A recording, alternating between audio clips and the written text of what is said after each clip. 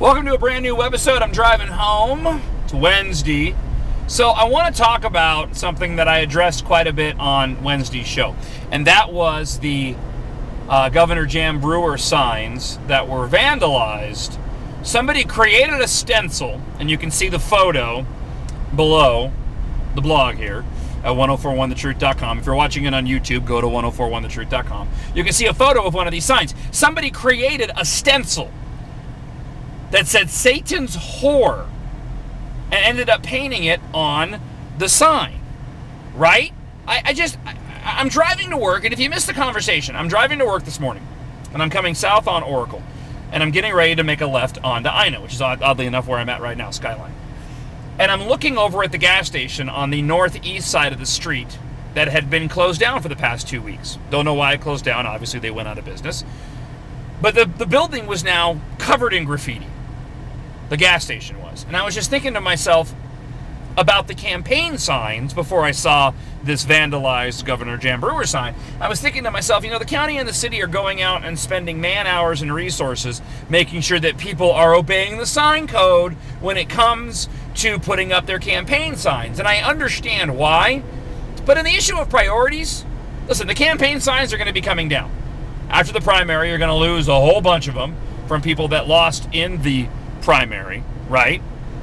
So you're going to have less up anyways, and then once November is done, those signs are gone. That graffiti, unless you go and paint over it, ain't coming down anytime soon. My point being is that we got to have priorities.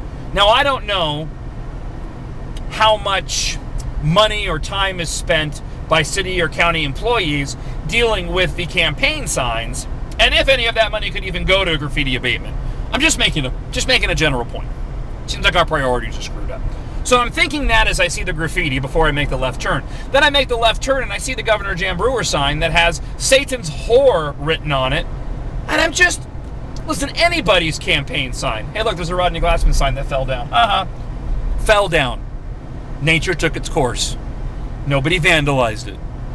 It's just a big sign and the rain took care of it on its own.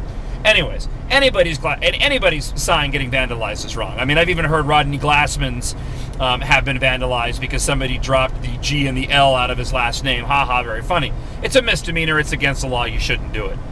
But what really interests me is the lack of coverage, and I think K-Gun 9 is actually going to cover some of these signs being vandalized, these Jan Brewer ones. And there's a difference between vandalizing a sign and making a joke and putting up Satan's whore on them. I mean, you're trying, talk about hate.